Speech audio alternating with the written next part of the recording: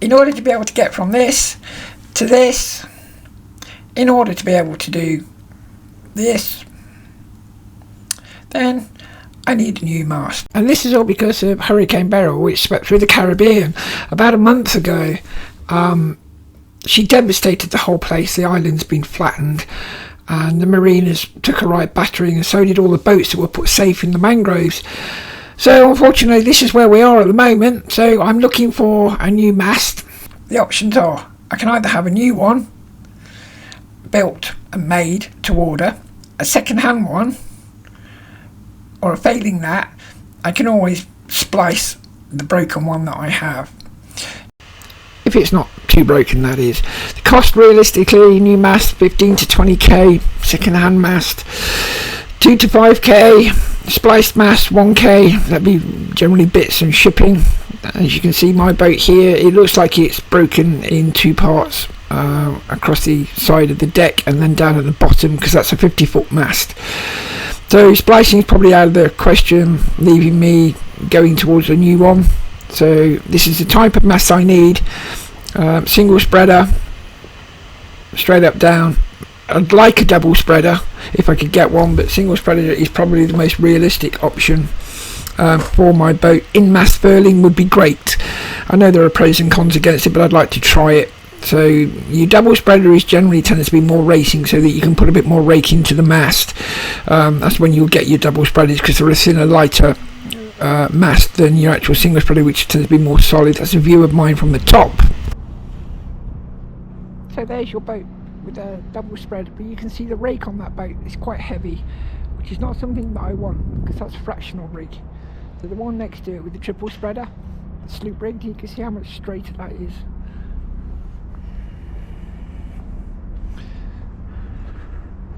Then you have the next one here, which is the Bavaria. That's probably a Bavaria 40, 45 with the double spreader. But that's a deck step mast, and it has an inner forestay as well. But you can see the slight rake on there as well. My boat did have a rake on it, but I think that's just because I hadn't tightened up the headstay enough when I changed the forestay.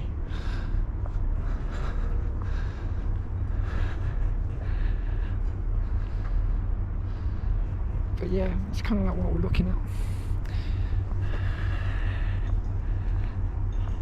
It's quite envious of all these boats that have got masts actually. So, now it's an ocean rod. Is it? Yeah.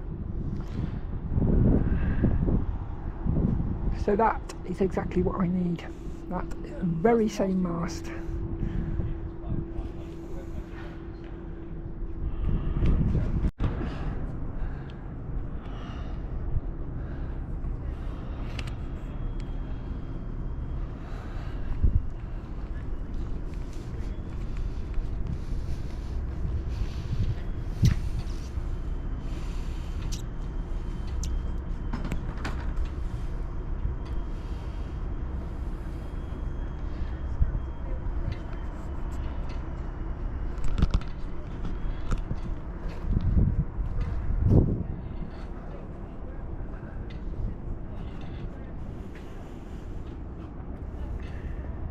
So you can see how that's dead straight, which is where mine is.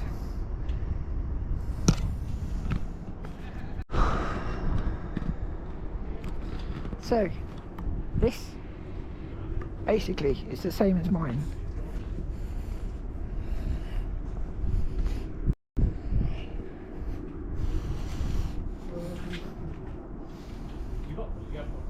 I haven't. Oh, it's Matt's one. What, are you going to get to rework it? No, good. Have. It's alright, we've worked together before. Funny ha ha. Nice. Okay. Also not to do best bit. I'll do a bit this one. That doesn't look a million miles away. How big do you reckon that is? It does a kill step one, the deck step one, so this has to be modified. This one is 20 meters from the kill, so it's 17.8. Yeah, mine is a deck stepped. Yeah, but that's no problem, because you're just cutting the section down. Yeah, we'll be cutting off. anyway to be shipped. Yeah. So would you be able to, for shipping purposes, it would need cutting in half? Yes. So that's will work very well, because we need to cut them in half. At the bottom section, we're gonna cut it off. We're gonna make the mast splice for you. If you know what I mean. The splice for the interior. Yeah. Okay. And what kind of money would you charge for that? For this mast plus what exactly you want me to do? Just supply the mast. Yep. Basically, cut it in half and Cut it in half and make the splice. That's it. Splice. And the rest of it, I would have it taken from here Yeah. and shipped straight to the Caribbean. Is that your best price? The labour involved to make the mast splice, and just do it out. It's early intensive labour. Okay. And we both know how much costs the new mast. Oh yeah, for sure. Yeah, it's pretty much nothing wrong with this one. No, to actually ship it is relatively cheap. It has to go to London. So first of all, you've got to get 225 sections over to London, which is not necessarily a problem. Yeah, absolutely. And to ship it is quite cheap. It's the tax at the other end is where they sting you. We have a new mast to go to Qatar. The mast costs 16,000. The delivery to Qatar costs 28,000. Yeah, exactly. It's just crazy. The Caribbean is like, I priced it up, a mast, cut in half, 2 sections in a box. With the people that I used to ship other stuff was £379 to ship it to the Caribbean. Yeah. You get over there and the tax is about $2,500–3,000, and it's kind of like, you know, by that time you're close to sort of like new mast. There's what you've got to think about. What is the diameter? What is that? That is. That's came off the Archibald 40. We just replaced the mast for the carbon one. That's why this one's left here. Okay. Was the section. Does that come with the roller furler as well? With the butler system? No, this. No. Oh yeah, we have a good Selden one if you want. We can add it for a couple of hundred. Okay, the one I've got on my is profile, but it's bent in half.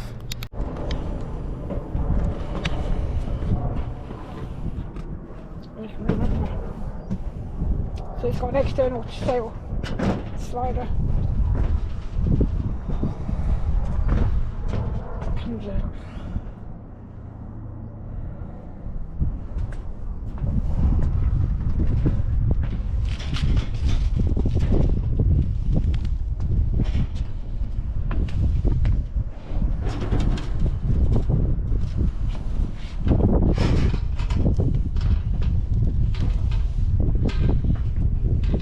Oh my god, it's got all the sail sliders on it.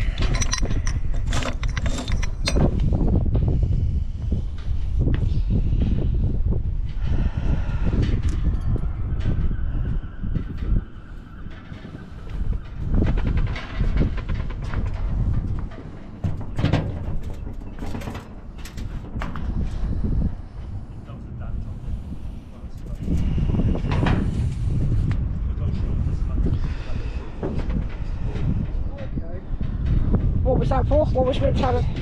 No, that's for the one was overloaded at some point and just went because of damage. But that doesn't matter because the double At least it has sail sliders on it.